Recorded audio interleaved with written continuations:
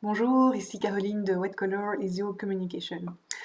Alors aujourd'hui, j'aimerais revenir sur une question qui m'a été posée en lien avec l'email marketing et plus particulièrement la gestion des listes quand on est sur Mailchimp.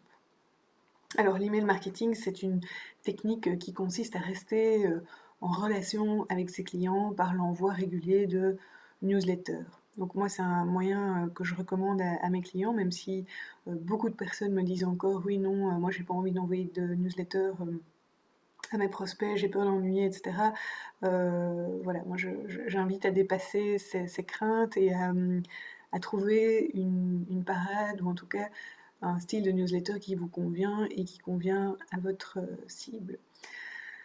Mais donc, pour pouvoir envoyer ces newsletters, vous avez dû mettre en place des stratégies pour collecter les emails. Donc, ça peut être des stratégies très simples et parfois des stratégies un peu plus sophistiquées quand elles passent par votre site internet. Et donc, tout ça se fait évidemment dans le respect de la législation.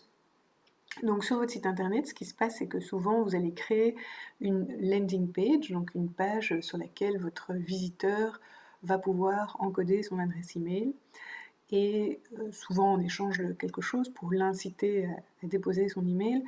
Et ces emails se génèrent sous forme de liste chez un gestionnaire de newsletter, et ici en l'occurrence Mailchimp. Donc tout ça est très simple au début parce que vous allez avoir une liste et donc quand vous cherchez à envoyer un message à vos prospects, à cette liste, c'est assez facile, vous créez une campagne et vous associez votre campagne avec cette fameuse liste. Et au fur et à mesure du temps, vous allez avoir différentes nouvelles idées, votre entreprise va évoluer, vous allez intégrer de nouveaux services et donc vous allez créer d'autres moyens de collecter des emails. Donc par exemple, si au début vous avez un e-book et puis que 6 mois plus tard vous décidez d'organiser un webinaire avec landing page, vous allez vous retrouver avec deux listes et ainsi de suite en fonction de votre actualité, de votre activité. Et donc, très vite, ça va devenir un problème au niveau de la gestion de l'envoi des campagnes parce que pour chaque liste, vous allez devoir envoyer une campagne différente. Donc moi, j'ai pas de solution miracle, mais j'ai quand même deux solutions à vous proposer par rapport à ça. Donc la première, je viens de brièvement l'énoncer, c'est de tout simplement envoyer plusieurs campagnes et d'associer chaque fois une liste à une campagne.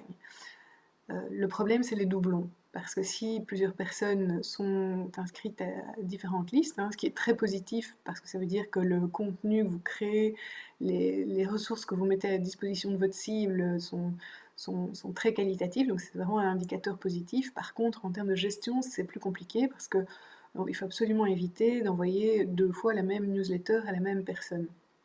Donc il y a un travail de nettoyage à effectuer qui peut être un petit peu rébarbatif parce que il y a, voilà, il faut repérer les doublons et c'est pas toujours évident. Mais en tout cas, cette façon de procéder, qui est assez artisanale, fonctionne. Et elle peut fonctionner, donc cette façon de procéder qui consiste à envoyer plusieurs campagnes, chaque fois associées à une seule liste, ça fonctionne. Et ça fonctionne quand on a un nombre de listes limité entre, je dirais, 2 et 7.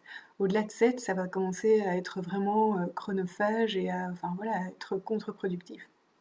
Donc la deuxième solution, ce que je vous encourage à faire, c'est de migrer vers un autre gestionnaire de newsletter. Il y en a qui offrent cette possibilité de sélectionner différentes listes et qui font automatiquement le nettoyage quand ils repèrent des doublons. Donc souvent, ce sont des formules qui sont payantes, mais c'est vrai que chez Mailchimp, même le premier niveau payant n'offre pas cette possibilité. Donc je vous invite à regarder des outils comme GetResponse, getresponse.com ou Sendinblue. Donc je vous enverrai les liens, mais bon, c'est facile à trouver via Google évidemment. Voilà, donc j'espère que cette vidéo vous aura en tout cas éveillé sur l'importance et l'intérêt de l'email marketing si vous n'êtes pas encore à ce stade-là. Et si vous vous posiez cette question de la gestion des listes, ben, j'espère que cette vidéo vous aura aidé à voilà, vous éclairer et à détricoter le sujet. Alors je ne sais pas si je l'ai dit, mais c'est vrai que les formules Sendinblue et GetResponse sont évidemment payantes, mais pour un budget très limité. Je pense que si c'est un outil que vous investissez régulièrement, ça peut être utile. Voilà, voilà, donc si vous avez d'autres questions en matière de communication, hein, qu'elles soient très précises et très techniques comme aujourd'hui ou plus générales, je vous invite à me les poser, je me ferai un plaisir d'y répondre. Voilà, à très bientôt, au revoir.